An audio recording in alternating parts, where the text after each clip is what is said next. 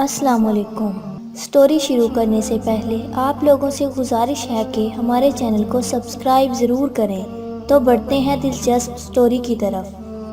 عبداللہ طاہر جب خراسان کے گورنر تھے اور نیشا پور اس کا دارالحکومت تھا تو ایک لوہار شہر ہرات سے نیشا پور گیا اور چند دنوں تک وہاں کاروبار کیا اور پھر اپنے اہل و عیال سے ملاقات کے لیے وطن لوٹنے کا ارادہ کیا اور رات کے پچھلے پہر سفر کرنا شروع کر دیا۔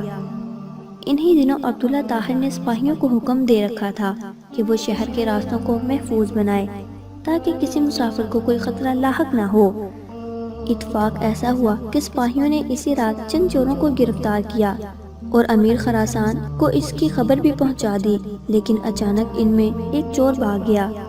اب یہ گھبرا گئے، اگر امیر کو معلوم ہو گیا کہ ایک چور بھاگ گیا ہے تو وہ ہمیں سزا دے گا۔ اتنے میں انہیں سفر کرتا ہوا یہ لوہار نظر آیا۔ انہوں نے اپنی جان بچانے کی خاطر اس بے گناہ شخص کو فوراً گرفتار کر لیا اور باقی چوروں کے ساتھ اسے بھی امیر کے سامنے پیش کر دیا۔ امیر خراسان نے سمجھا کہ یہ سب چوری کرتے ہوئے پکڑے گئے ہیں، اس لیے مزید کسی تفتیش و تحقیق کے بغیر سب کو قید کرنے کا حکم دیا۔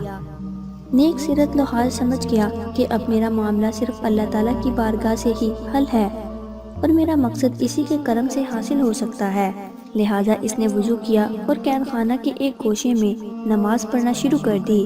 ہر 2 رکعت کے بعد سر سجدہ میں رکھ کر اللہ تعالیٰ کی بارگاہ میں ربط انگیز دعائیں اور دل سوز مناجات شروع کر دیتا اور کہتا، اے میرے مالک، تو اچھی طرح جانتا ہے میں بے قصور ہوں۔ جب رات ہوئی تو عبداللہ طاہر نے خواب دیکھا کہ 4 بہادر اور طاقتور لوگ آئے اور سختی سے اس کے تخت کے چاروں پایوں کو پکڑ کر اٹھایا اور الٹنے لگے۔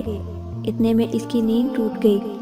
اس نے فوراً لا حول ولا قوت الا باللہ پڑھا، پھر وضو کیا اور اس احکم الحاکمین کی بارگاہ میں 2 رکعت نماز ادا کی، جس کی طرف ہر شاہ و گدا اپنی اپنی پریشانیوں کے وقت رجوع کرتے ہیں۔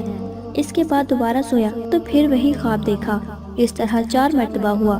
ہر بار وہ یہی دیکھتا تھا کہ چاروں نوجوان اس کے تخت کے پایوں کو پکڑ کر اٹھاتے ہیں اور الٹنا چاہتے ہیں۔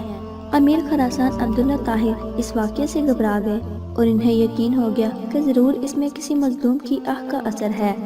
امیر خراسان نے رات ہی میں جیلر کو بلوایا اور اس سے پوچھا کہ بتاؤ، تمہارے علم میں کوئی مظلوم شخص جیل میں بند تو نہیں؟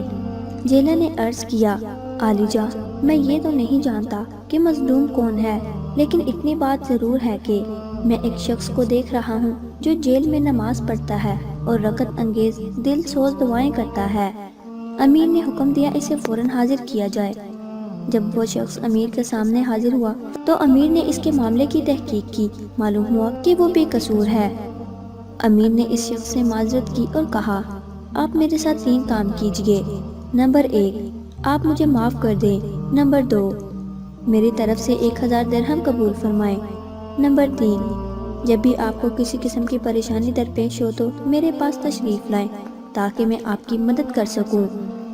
نیک سیرت لوہار نے کہا، آپ نے جو یہ فرمایا ہے کہ میں آپ کو معاف کر دوں تو میں نے آپ کو معاف کر دیا، اور آپ نے جو یہ فرمایا کہ 1000 درہم قبول کر لوں تو وہ بھی میں نے قبول کیا، لیکن آپ نے جو یہ کہا کہ جب مجھے کوئی مشکل درپیش ہو تو میں آپ کے پاس آؤں، یہ مجھ سے نہیں ہو سکتا۔ امیر نے پوچھا، یہ کیوں نہیں ہو سکتا؟ تو اس شخص نے جواب دیا کہ وہ خالق و مالک جل جلالہ جو مجھ جیسے فقیر کے لیے آپ جیسے بادشاہ کا تخت ایک رات میں 4 مرتبہ اوندا کر سکتا ہے، تو اس کو چھوڑ دینا اور اپنی ضرورت کسی دوسرے کے پاس لے جانا اصول زندگی کے خلاف ہے۔ میرا وہ کون سا کام ہے جو نماز پڑھنے سے پورا نہیں ہو جاتا کہ میں اسے غیر کے پاس لے جاؤں؟ یعنی جب میرا سارا کام نماز کی برکت سے پورا ہو جاتا ہے تو مجھے کسی اور کے پاس جانے کی کیا ضرورت ہے؟